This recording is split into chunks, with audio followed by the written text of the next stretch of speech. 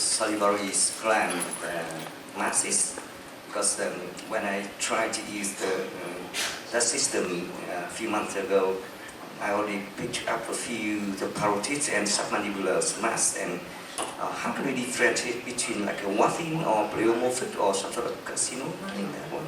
Any experience on that?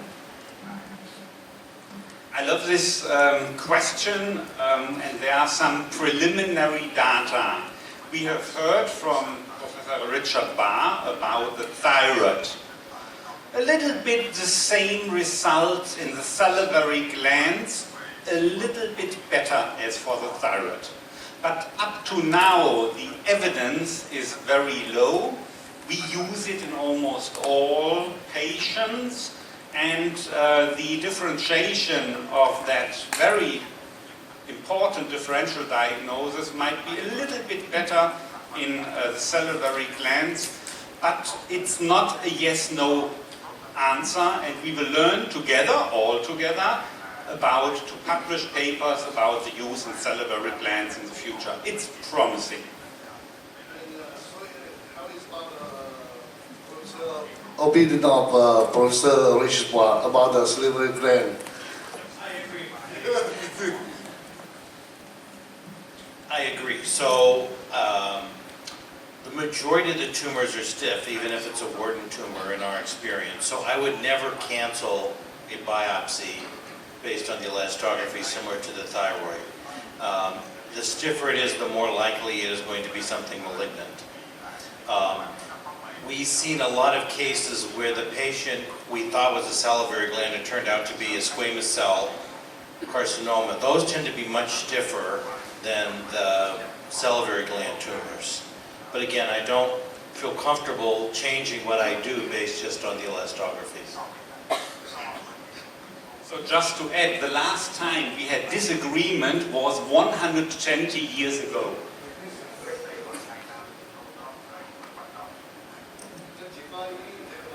Mọi người có câu hỏi gì thêm không? Thì không có câu hỏi gì thêm thì để cho hai giáo sư làm thực hiện cái demo để mọi người hiểu cái kỹ thuật về elasto.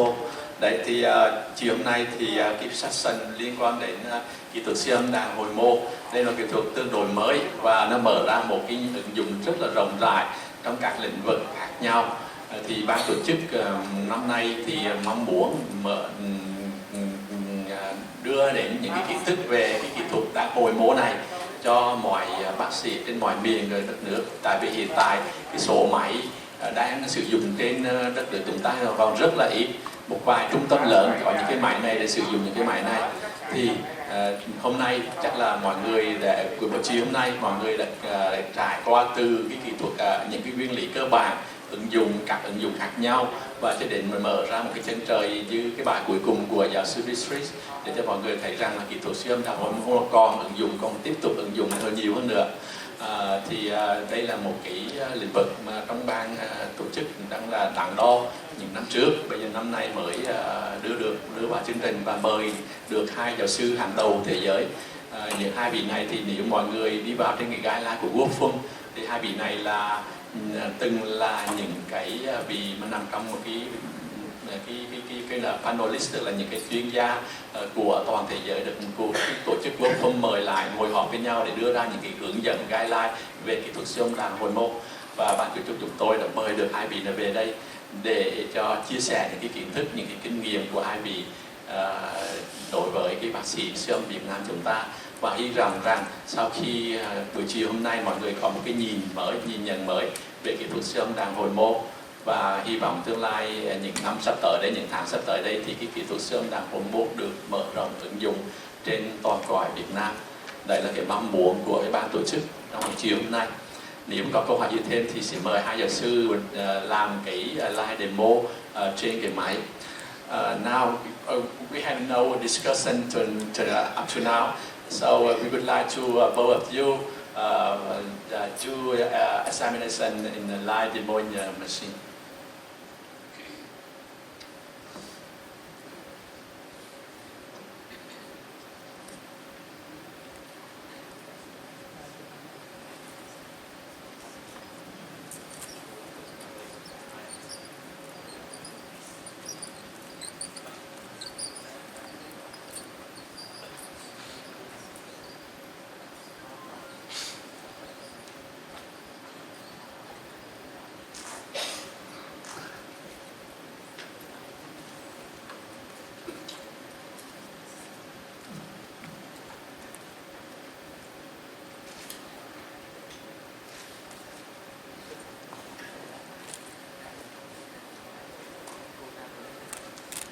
Okay, so I think what I'm going to do is start by showing you the things you can do wrong and prove to you the things that we've said are true.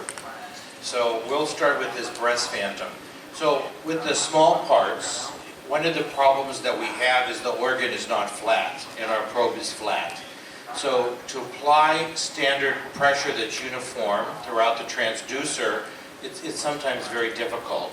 So we rotate the breast patient and try to get the breast in the area we're concerned as flat as possible. So we rotate the patients a lot. So usually if it's in the medial portion of the breast, supine is okay.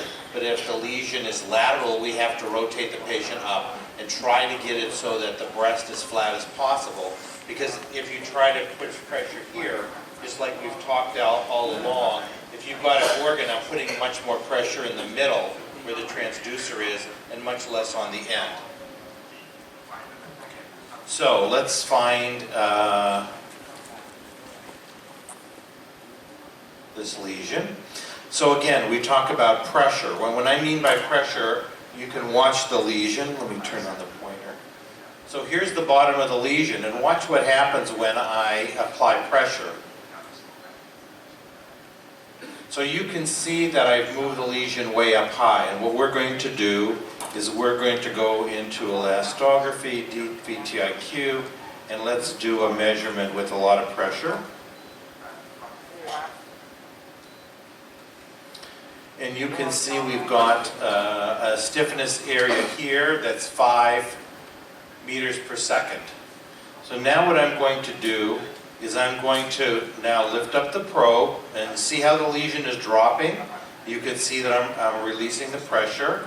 And now you can see I'm starting to lose contact. So I'm just going to stay right here where I still have contact. And we're going to do another measurement. So now you can see instead of having a high value of 5 meters per second, it's about 3.5. So I've changed the lesion from a benign lesion to a cancer by just putting pressure. So it's very important that you always apply very little pressure. And that goes for all of the organs that we've talked about. Another problem we can have is if you don't apply uniform pressure. So what I'm going to do is on the right side of the image, I'm applying more pressure. So we call it heel and toe, the transducer. So I'm putting a lot of pressure on one side and no pressure on the other. And when we do our 2D shear wave, you can see that the left half where I'm applying more pressure is again very stiff, almost 5 meters per second, where on the other side where I'm applying less pressure is only 2.3. So we can make huge differences by applying inaccurate pressure.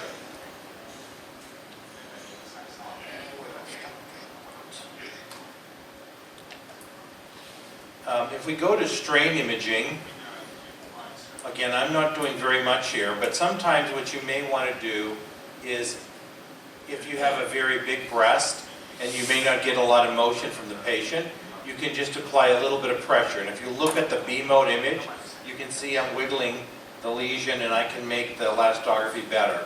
So again, whichever system you have, you need to be able to find the sweet spot of where you're doing the examination to get a very good elastogram. And again, I'm not applying very much pressure. And again, you try to apply this so we don't have many artifacts. And then when we want to do our size measurement, the system will automatically allow you to do that because it copies it over and then you can go to this side. And since this is a phantom, it's not going to be anything but 1. But if this was a cancer, on this side you would have been able to see that it was bigger.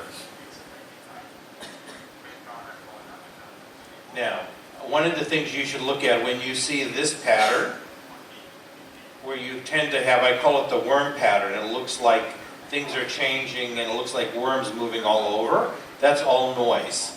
And you'll often see that when here again what we have is, I have now only got the background tissue. There's only one tissue type. Everything is the same stiffness. So the machine doesn't know what to do because there's no difference.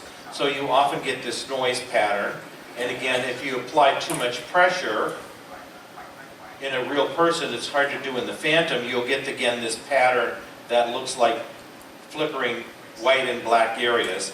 That is just noise.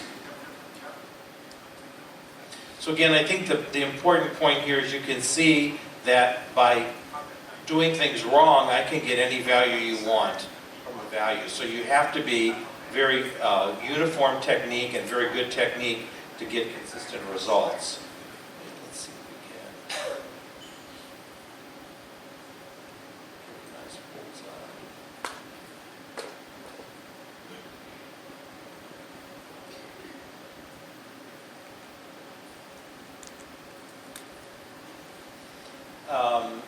This isn't the greatest bullseye in the world, but you can see we've got, for this cyst, a black outer rim, a white inner dot, and a white distal dot.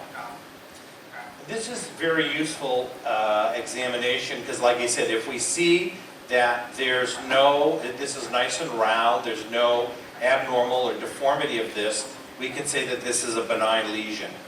The other thing is we get this artifact because it's telling us that all the fluid in here is moving. So we call it a decorrelation. The system, when it goes from frame to frame, doesn't know what happened. So it gives us this artifact. So in Siemens and Philips, we get the bullseye. In the other systems, we get the blue, green, red artifact.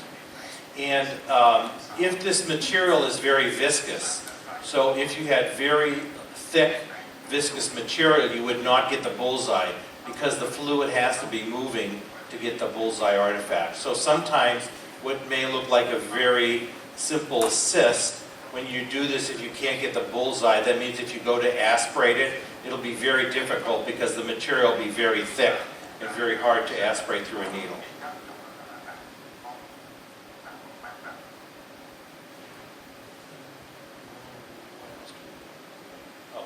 So we talked about the quality map. So I'm going to go back to VTIQ.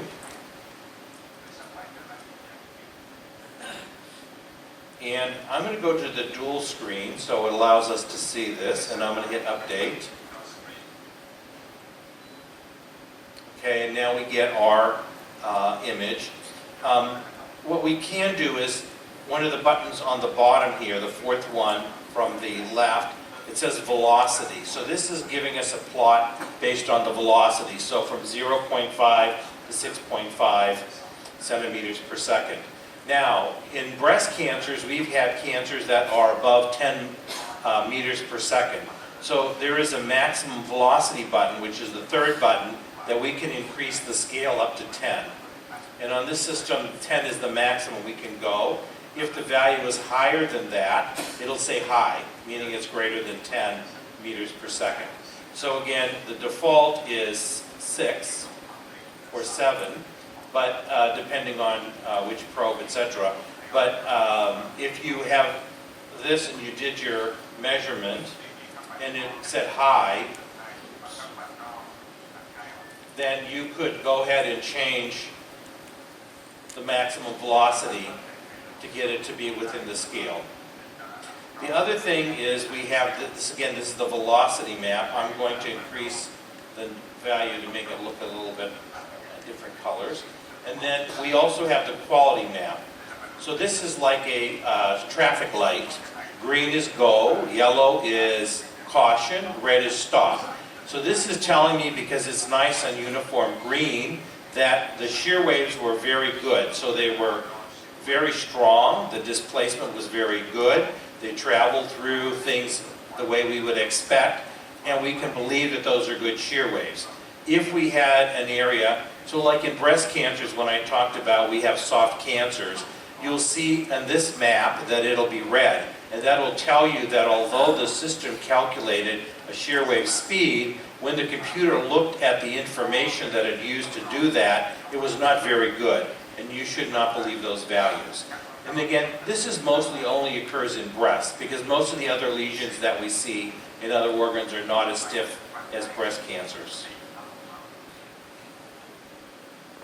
So again, the takeaway points are always try to move the patient so you get the best image. So again, Trying to avoid the carotid artery when you're doing thyroids, which can be very difficult. Trying to get the patient changed. You can change their neck position to try to make the area as flat as possible. And again, applying not a lot of pressure.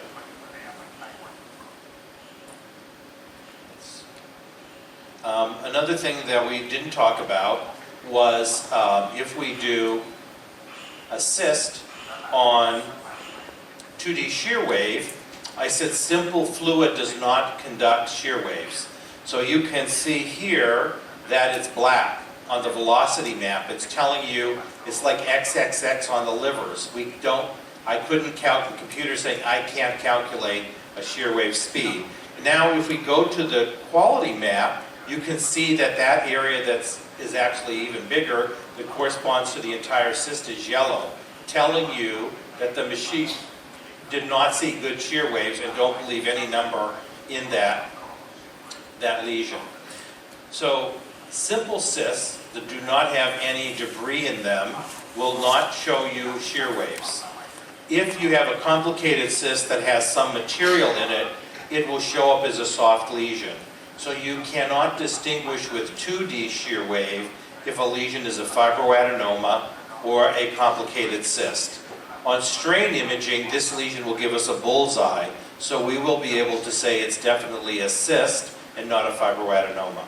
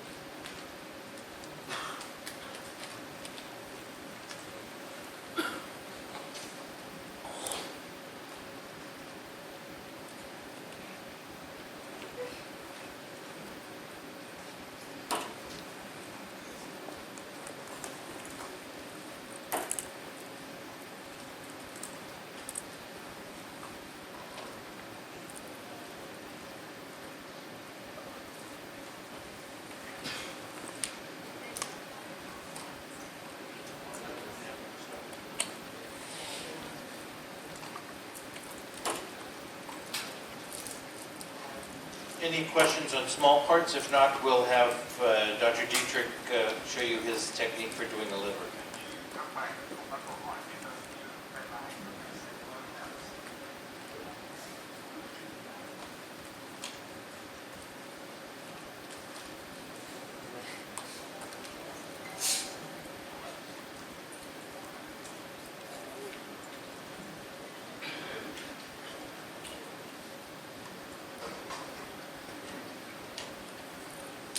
So first of all, thank you so much to be our model. So very good looking, and that's good.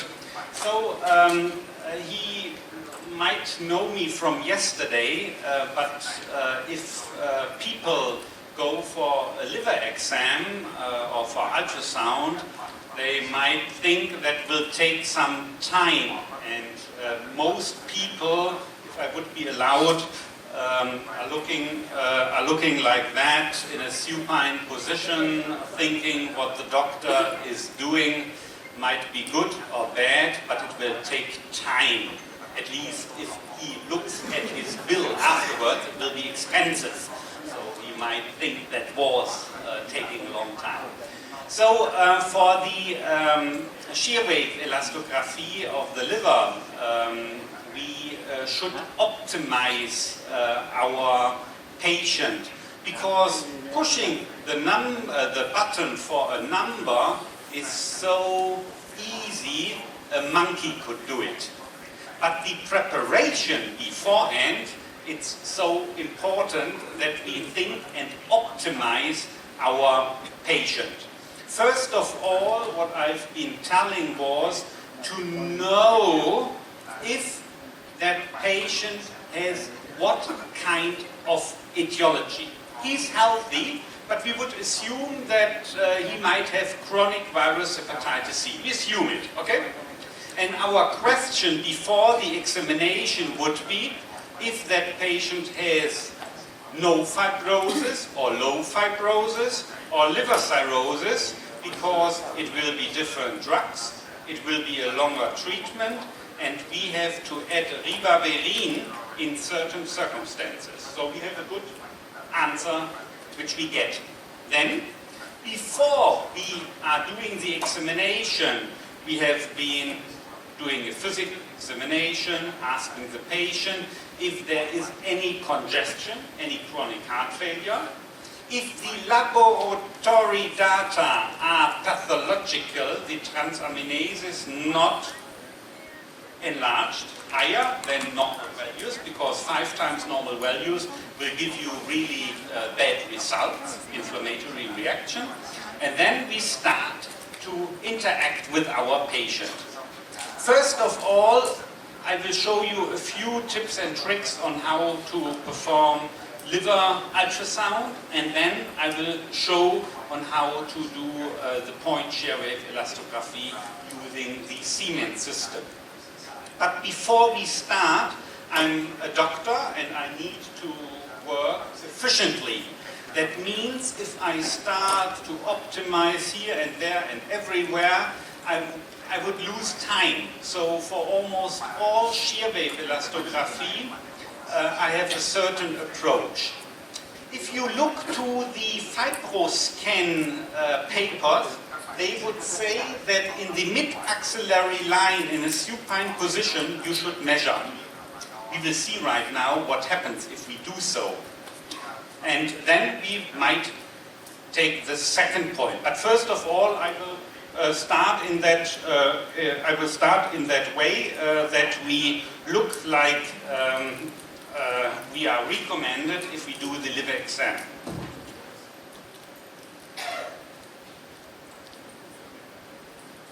Then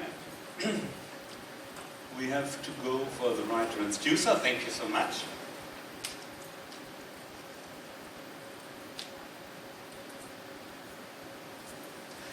So right now we are going, how to say, you might see, in the mid-axillary line.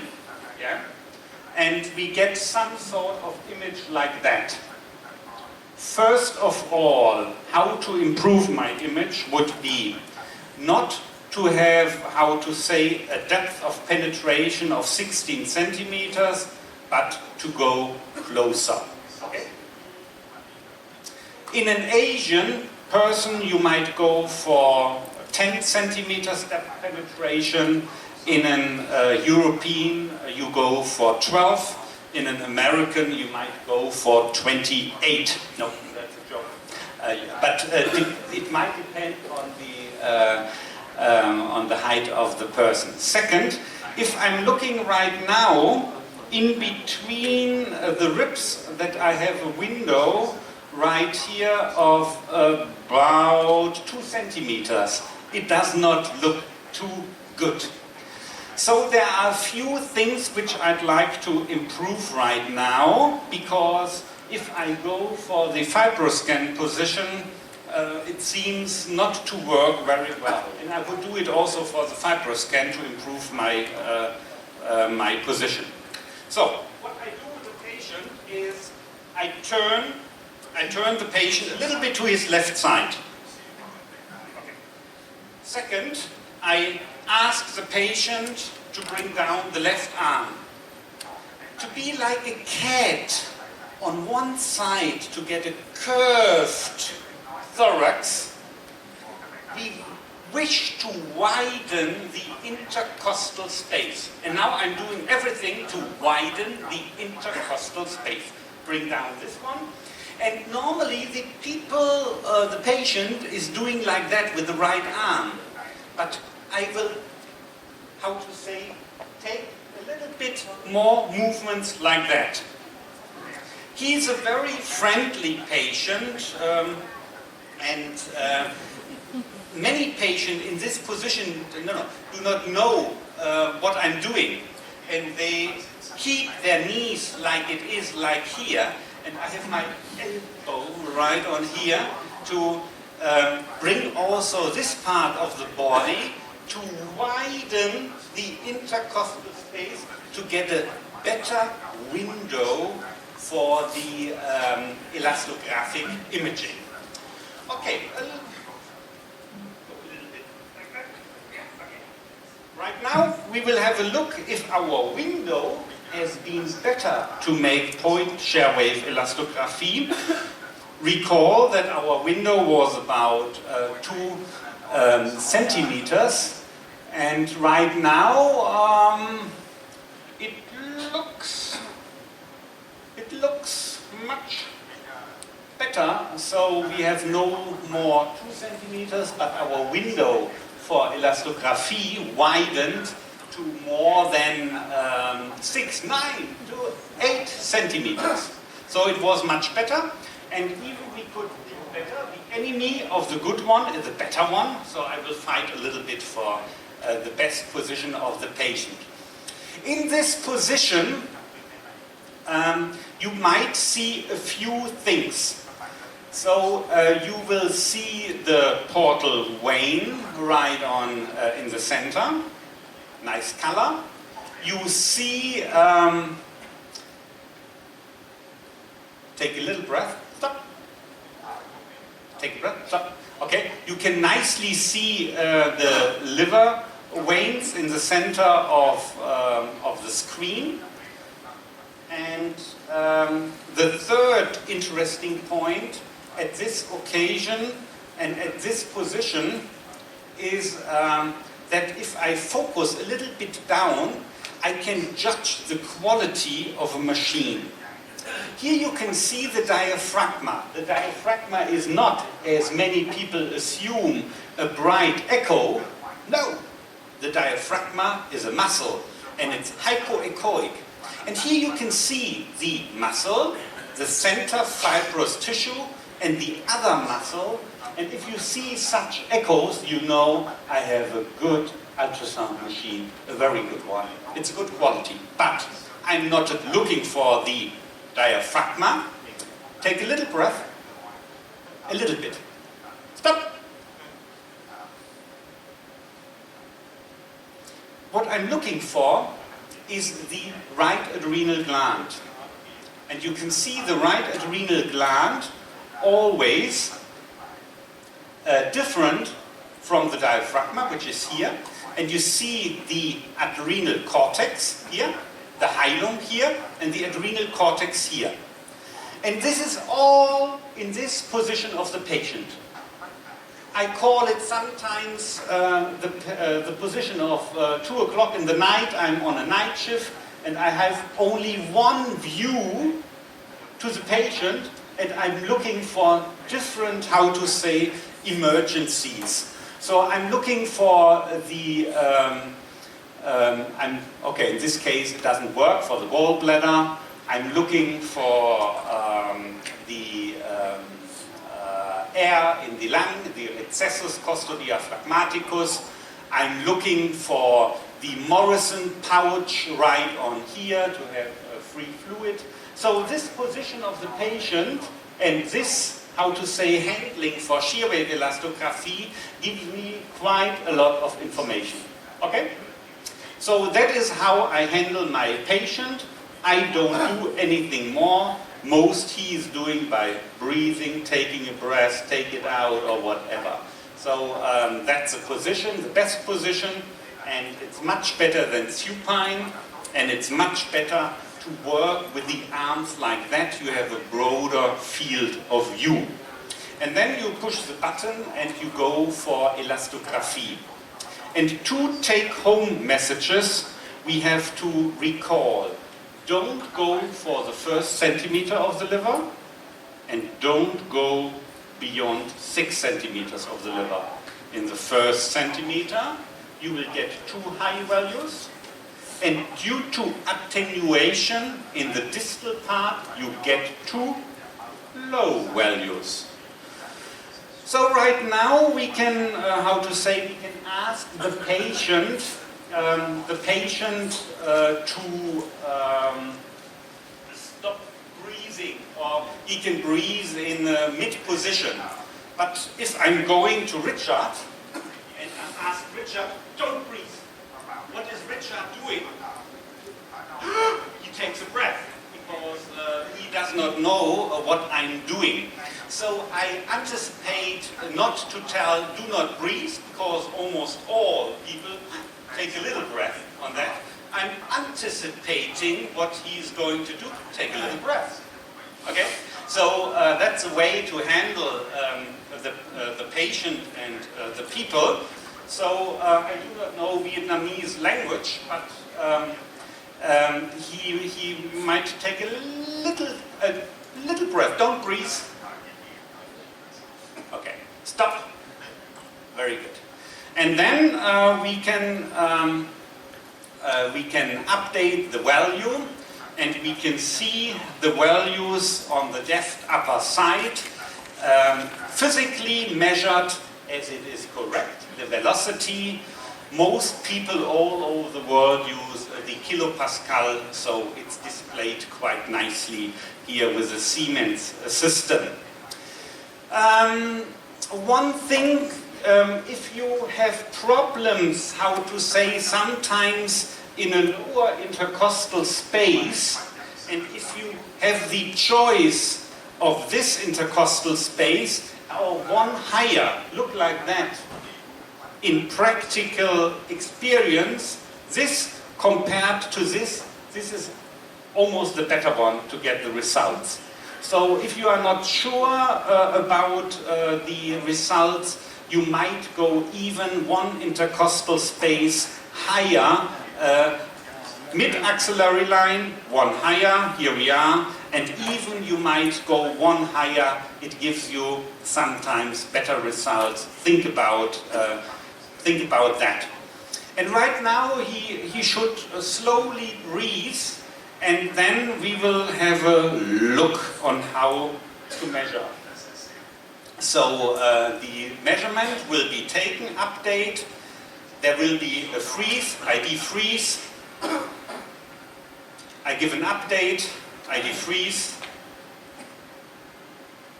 I give an update, I defreeze, I give an update, I defreeze, I give an update, 5-minute measurements in 20 seconds. So 10 measurements will give me, how to say, a time spot of about 60 seconds. It's a short period.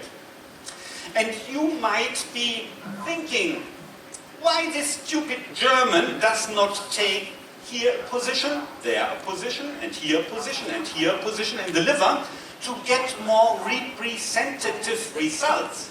You might think about that. That's fine. But take 10 measurements in one point, 60 seconds or even less, and the next 10 you go to a little different place and look over there with 10 measurements. So you might go for that. The normal the liver, the more normal the liver, the more homogeneous the data, be sure. The more liver cirrhosis, the more fibrosis, the heterogeneous the results in the different part of the liver. That's what we learned. So the idea is, if I measure and I'd like to have 10 measurements, I'd like to have 10 measurements of one respective point in the best value. So I stay in one line, do my 10 measurements. If I do believe it's heterogeneous, I take a second point and give 10 measurements and see how it is different. So that's a way on how we do shear wave elastography. I've shown how fast that might work, and after a while the touch might even be faster than I've been doing this, and it does not take a long time. It takes 30 to 90 seconds to get 10 measurements. One question to the audience: is one good measurement the worst one compared to 10 bad measurements? one good measurement is better than 10 bad measurements, I would say. So always go for quality, take your time for a good position of the patient, do, optimize, and give all informations you might get into your personal, examination technique. And before I start, I do also a little bit of ultrasound, and I might show you one or two more tricks. I've shown you this position, will show you portal vein, right liver vein, right adrenal gland, Morrison pouch for free fluid. In many persons, not in his case, also gallbladder and the pleura. So you get in this position almost all information from this side which you need for an emergency care patient to decide if you can sleep further or you need to work. So also this positioning is of importance. Turn a little bit more to your side. Okay. But I need a little bit more gel.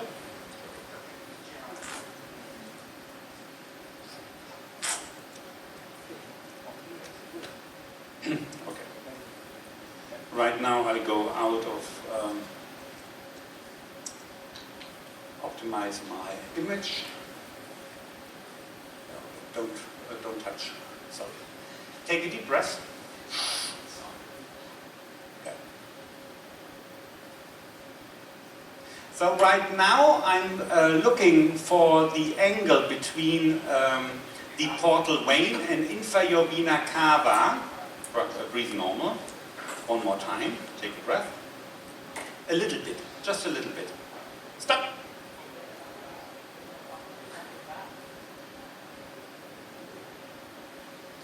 And breathe normal. Take a breath.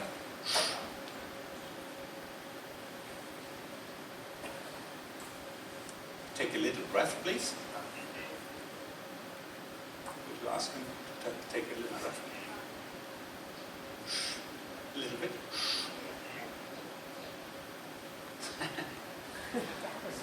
Stop. In the angle between the portal vein and the inferior vena cava, and you can see the common bile duct and the cystic duct. In this angle, you can see normal-sized lymph nodes up to 17 millimeters in a normal person. Here we have 40 millimeters. In patients with hepatitis, autoimmune hepatitis, virus hepatitis, those lymph nodes are always enlarged. And you can see them quite nicely using the B-mode ultrasound. So this is also in this position of the paper. At least he has exclusion of about 90% that he has no virus hepatitis or inflammatory liver disease. So coming to a conclusion would be, first of all, before a patient comes for shear wave elastography, ask for his current complaints, go for past medical history, look into laboratory data if there is any inflammatory activity, the transaminases or cholestasis. After exclusion, go for exclusion of congestive heart failure. All things which might influence the results. Then you start to do the liver scan, the spleen, go for ascites, go for lymph nodes, go for all that information. Position the patient, go intercostally as I have shown. Sometimes a little bit higher might give better results as lower. And then widen the arm enough, not too much, but enough. We have seen from 2 to 8 centimeters, we could have changed the window, tip and trick in the daily routine. And then push the button like a monkey, and get your results. So that's what I wish to explain. I wonder if you have additional comments, Richard. So one thing, I always watch the B mode image when you're asking them to hold their breath, because they may take or change and you can see that the liver is moving when you do your measurement. So I always try to watch the B mode image. If you have a patient that is a hard time holding their breath, again, you can watch the liver as they're breathing going up and down and try to do your measurements always in the middle position. I love very much to comment, just to say, transient elastography is done even independent of the respiration, okay, mid-respiration.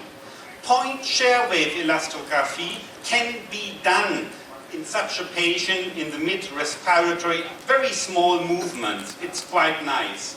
As you mentioned, for shear wave, also in other organs, you need to have no respiratory movements. So it depends on the machine, what you are doing. It might be a slight movement, transient elastography and point share wave elastography. The more 2D, the larger the volume, the more time you need. No respiration. The only other thing that he didn't mention was fasting. So it's very important that the patient should fast for 4 hours before the exam, because when you eat, you increase the blood flow to the gut, it goes through the portal vein, and it increases the stiffness of the liver. So we ask the patients to fast for 4 hours before we do the exam. However, our sonographers always come and say, oh, the patient ate, so I'm not going to do them. You can do the patient, and as long as they're normal, they're normal. If they eat, it will only raise the value. So what we usually do is we will try to do the patient, but if the values are high, then we let the referring doctor know that it may be artificially elevated and that they may want to send the patient back if they need to for clinical reasons to get a better value. I love this comment very much because Richard mentioned 4 hours, and that's a practical hint. If you look for our guidelines, it's 2 hours. So the level of evidence which has been examined is 2 hours, but our consensus, practical feeling is not what has been published in the papers. It might be a little longer, the fasting period, and therefore this explanation.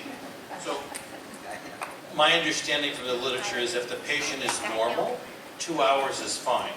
But if they have an abnormal liver, it takes them longer. So we use 4 hours because we don't know if the patient is normal or abnormal when we start. So we try to do these like our gallbladder exams. They're the first exams scheduled every morning. So most people come before they eat breakfast, and we have snacks and coffee for them as soon as they finish their exam. Thank you so much for your support. That was great. Thank you. Bravo.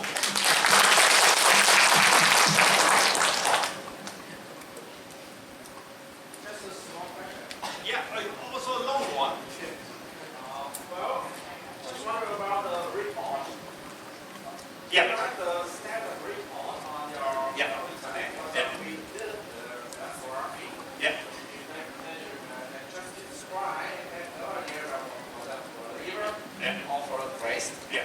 There should be a standard report, and in the Siemens machine you have the location number 1, you have focal lesion number 1, you have location number 2, number 3, number 4, number 5. You do 10 measurements and give that report. So a report is, I am examining a man in its best age, like you. It's, I would say 30 years, I do not know.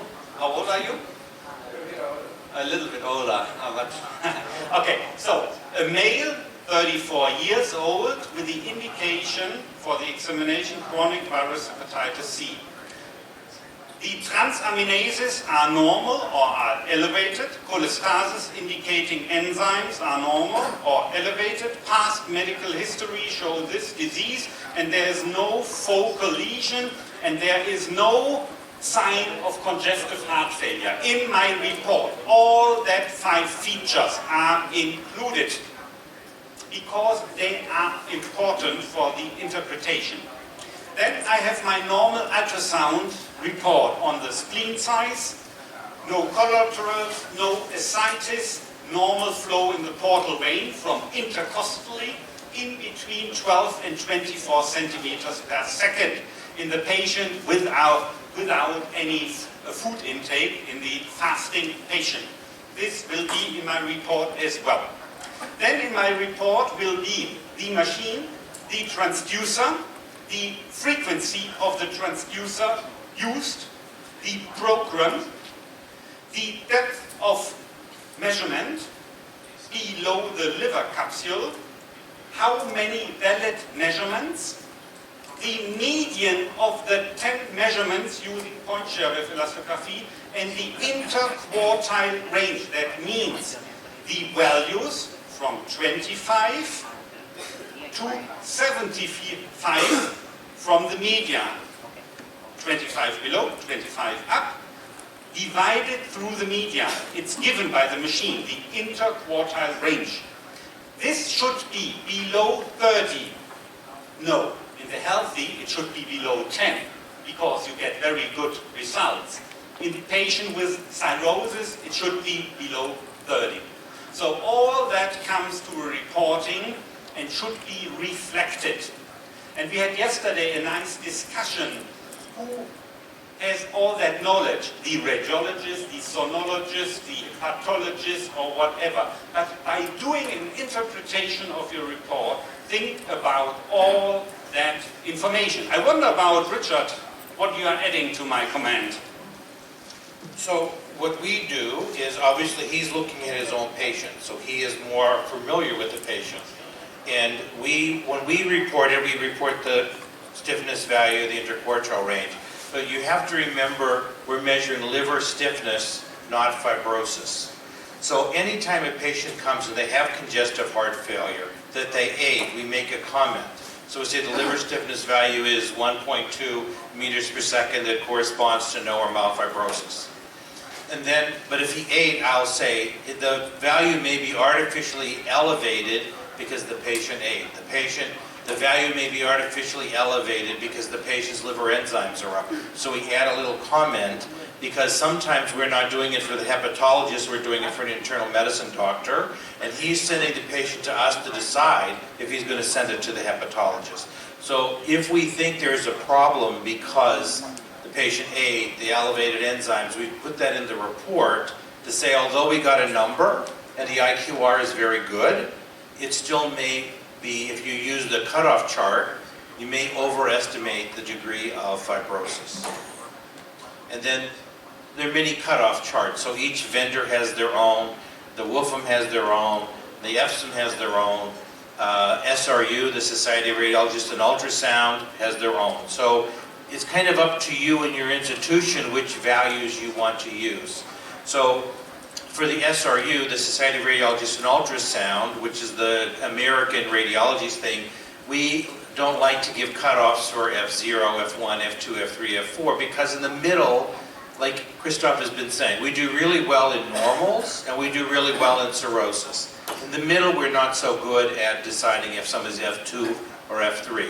So we give two values. One value, the low value. If it's below that, they have no or mild fibrosis. One value, that is the higher value, that we say they either have severe fibrosis or cirrhosis. And if it's in between, we say they have moderate to severe fibrosis. So, and I think that's all we can do because there's so much overlap and variability between patients. It's very hard for you to say, oh, this is F2. So we don't think we can do that. And most of the time, what we need to know to treat the patient is, are they cirrhotic, are they normal, or are they in the middle? So we think that's a very good way of doing it. And the WFM guidelines are going to come out and we're discussing another simplified way to say rule in or rule out. So if you have a value that's very low, let's say below 5 kPa, we can say that patient's normal. If they have a value between 5 and 10, they have a very low probability of having cirrhosis. So we'll say, if you think they have cirrhosis, you have to do more tests to prove they have cirrhosis. If they're between 10 and 15 kilopascals, we say you have to rule out cirrhosis, that they may have cirrhosis, but you should do other tests to make sure they don't.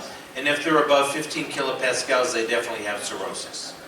So it's kind of a very easy way, and it works out nice, 5, 10, 15, 20, above 20 they have portal hypertension. So using that is one way that we're discussing, but those numbers work for transient elastography. We think the numbers need to be a little bit lower for 2D shear wave.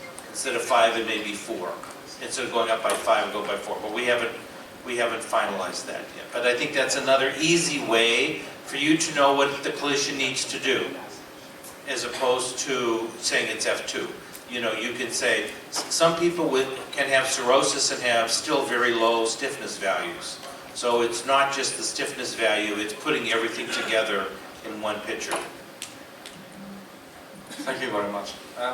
Really like your idea about talk about a mild, moderate, and severe fibrosis, because before I used F2, F3, I really don't sure. So that is in the SRU guidelines. It was published in Radiology in 2015. If you want to look at it. If you want, you can give me your email address and I'll send you a copy. But that's what we thought. And I have some nice tables that show.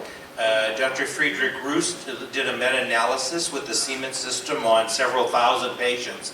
What we did is we took her data, and instead of doing cutoff values, we said, if you had a value of 1.5 meters per second, how many people were F1, how many people were F2, how many people were F3, how many people F4. So that's called the likelihood ratio. And you can see from the table we have in the book that, again, that normal people we can separate pretty well, and the cirrhotic people we can separate pretty well. But in the middle, it's very hard. Nobody has more than 50% for any value in the middle. So no matter what you call them, you have a more than 50% chance of being wrong. So that's what we think. So again, if you like, I can email you a copy. Just to add the point of view of a hepatologist. If you have no fibrosis, good to know. If you have liver cirrhosis, good to know. If you have F2 or a little less or a little more, it's heterogeneous. I don't care. I'm not even interested. It's intermediate. Here a little bit more, here a little bit less. In the liver, here is hypertrophy, in the caudate lobe. So it's like that. It's intermediate. You don't give better values to a situation which is heterogeneous.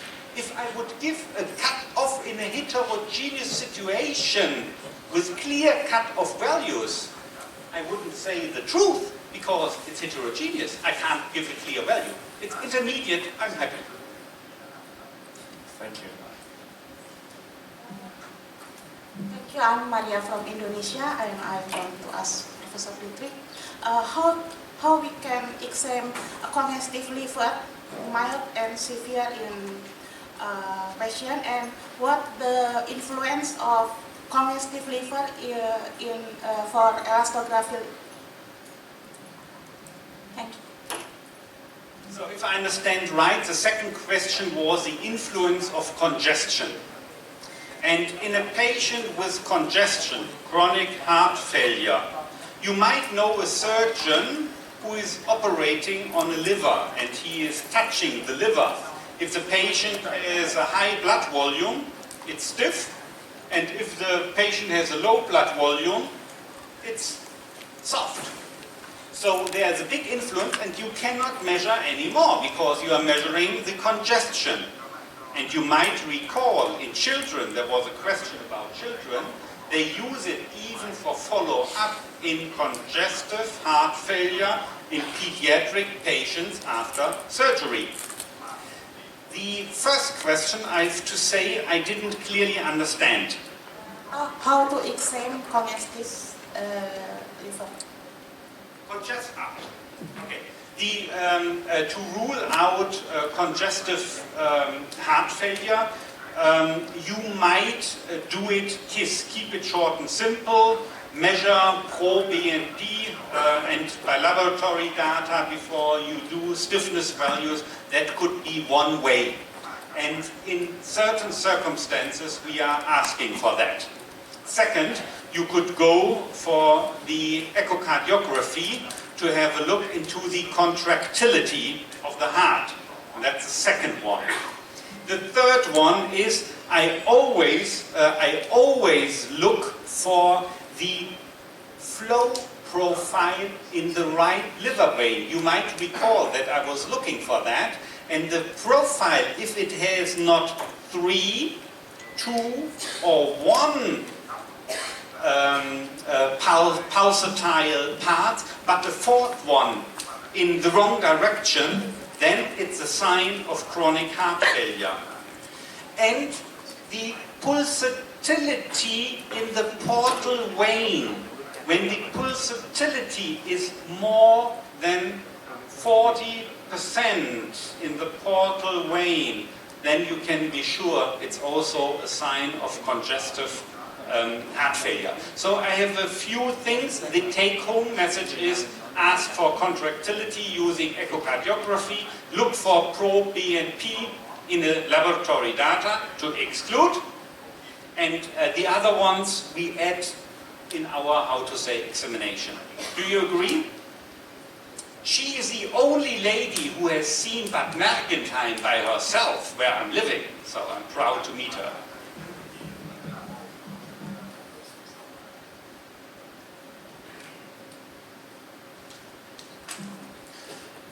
Sir, in a hospital where we are working, assume a situation that if we are using multiple vendors ultrasound machines, for example GE, Siemens, Philips, and different companies have got different cutoff values for liver stiffness.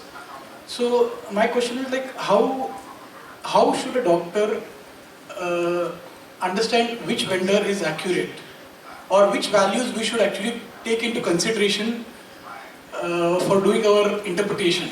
Because Siemens gives some different values, Philips gives some different values, Aloka, Toshiba, all companies give different values. So as a radiologist, how do we trust which vendor is more accurate or more precise?